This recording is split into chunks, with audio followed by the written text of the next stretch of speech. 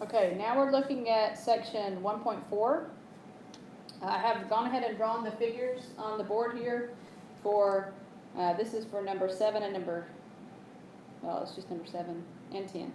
Okay, they're asking on number 7 to find anything, all the segments that would be skewed to the given segment, which was AC. Okay, so here's the segment AC. Remember, skew means they're not in the same plane and they don't intersect. So if I picked any of these segments that are in the triangle in the front, there would be a problem because they're going to intersect. So, and I can't also pick the ones that are like AD, that's in the same plane, and FC. So what I would pick would be the line segments EF, because they're not in the same plane and they're not going to intersect with AC, or ED. So EF and ED.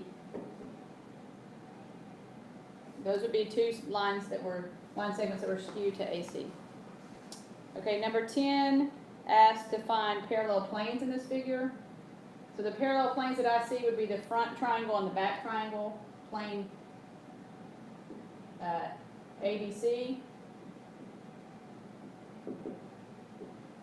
And it's parallel to plane DEF. Okay, that's number 10. Number 11, they asked to find a line and a plane that are parallel. So in this case, I think I would look at the base plane, but the line that's on the top. It's going in the same direction, but it's not going to intersect because it's on top. So I would say for number 11, the line BE, the line segment BE is parallel to the plane ACFD. Okay. The next was 13. That's going to refer to this figure.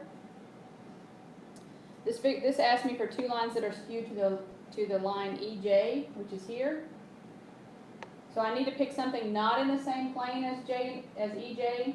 So I don't want to do this the side panel or this panel here.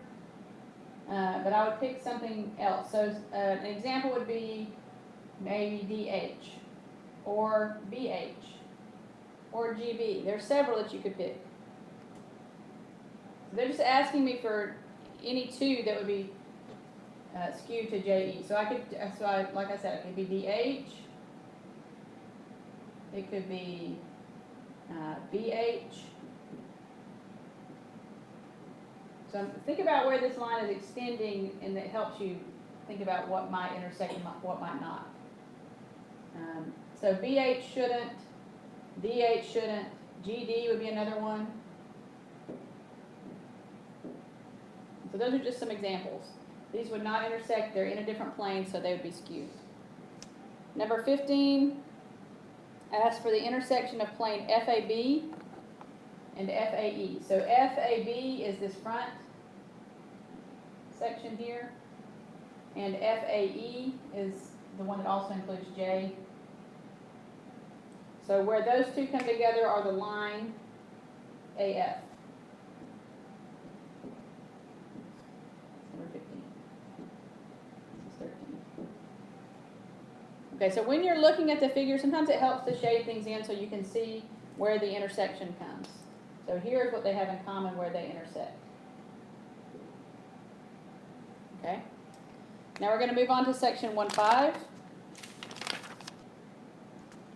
And number 1 is the first one.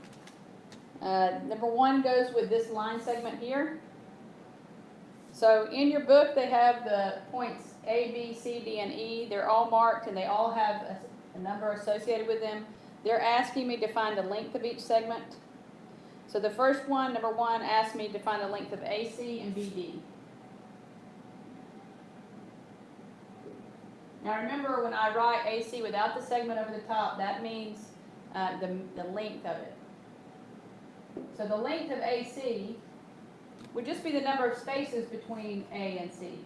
I can find that by doing the absolute value of the coordinates. Number 1 minus a -8. Or I could have done -8 minus 1, but if it's in absolute value, it's going to take care of the sign difference. So this would give me 1 plus 8. That's going to be the absolute value of 9, which is 9. Now, I can check that by just counting the spaces from A to C. 1, 2, 3, 4, 5, 6, 7, 8, 9. And that's correct. So the distance from B to D, I would do the same way. I'm going to do it, the numbers in the opposite direction to show you that it doesn't matter this time. So this time I'm going to do -6 for where B was, -3 where D was. -6 minus 3 is -9, but when I take the absolute value, that's 9.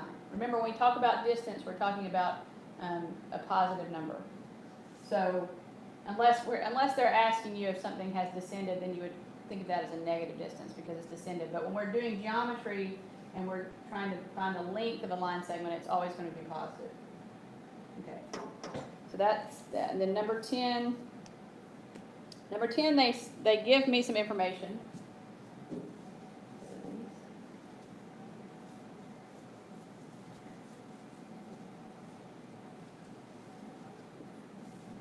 They tell me that RS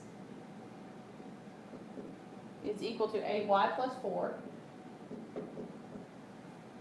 and ST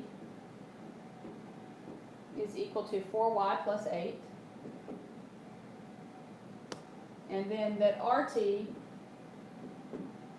equals 15y minus 9. They want me to find the value of y first, and then they want me to find the value of each of these segments. So remember, when I don't have a line over the top, it just means the length of a segment. So I'm thinking that this is a line segment that looks like the R, and then the S is somewhere in here, and the T is at the end. And so if it's easier for you to write it out over the line segment, then do that. But the whole length of this segment is 15y minus 9. So I need to use that segment addition postulate, and I'm going to add RS plus ST, that should equal RT, the lengths of these segments. So the RS was 8y plus 4, ST is 4y plus 8, so when I add those, I should get RT, which is 15y minus 9. And I'm going to solve for y. So 8y plus 4y is 12y. 4 plus 8 is 12, so I have 12y plus 12 equals 15y minus 9. Okay, so I can subtract a 12y. I'll have 12 equals 3y minus 9, and then I'll add a 9 to both sides. So I get 21 equals 3y. If I divide by 3, I'll end up with y equals 7. That was the answer to the first part. The second part, they actually wanted to know what each of these measurements were. So to find that, I would just plug those back in. So I would do 8 times 7 plus 4 to find what RT was. That would be 56 plus 4, so that would be 60. Okay, and then here for ST I would plug in 4 times 7 plus 8. So 28 plus 8 would be 36. Okay, I took a guess when I drew this segment and I guessed wrong. The actual ST looks longer on my picture than it actually is. If I had drawn it correctly, it would have actually been spread out more from R to S. And then the RT would be 15 times 7 minus 9, so that would be, let's see, 105 minus 9, or 96. And that you can check by seeing if these two, RS and ST, add up to be what RT is, and they do. Okay, let's go to the next section. 1-6.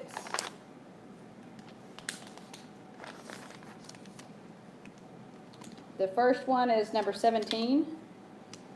We're looking at a drawing in the book, and they're asking me to find an angle that's supplementary to angle EOA. Angle, that supplementary means they add up to be 180 degrees or a straight line. So if I'm looking at the angle EOA, remember O is the vertex, that looks like a 90-degree angle. So I'm looking for another 90-degree angle that also has O at its vertex, and it should be the angle EOC. So angle EOC should be the one that is supplementary to angle EOA. That's number 17. Number 18 is asking for an angle that's complementary to angle EOD. So angle EOD is the one that's between EOC and, EOD and DOC together make EOC. And EOC should be 90 degrees because it was the one we just said was supplementary to EOA. So that means that EOD, the measure of that angle plus the measure of angle DOC would give me 90. So that's the one that's complementary. So number 18 is DOC.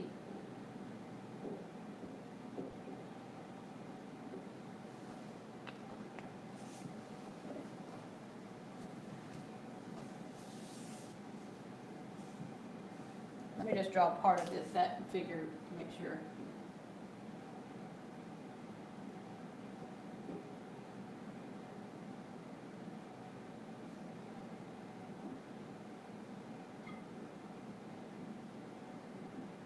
So this is what the part of that figure looked like. I didn't draw the whole thing in, but for 17, they asked me what was supplementary to EOA, which was here. It had to be this angle down here, EOC, for that supplementary, because those together make a straight line. The second question was asking what was complementary to EOD. So that means what two angles, when I put them together, give me 90.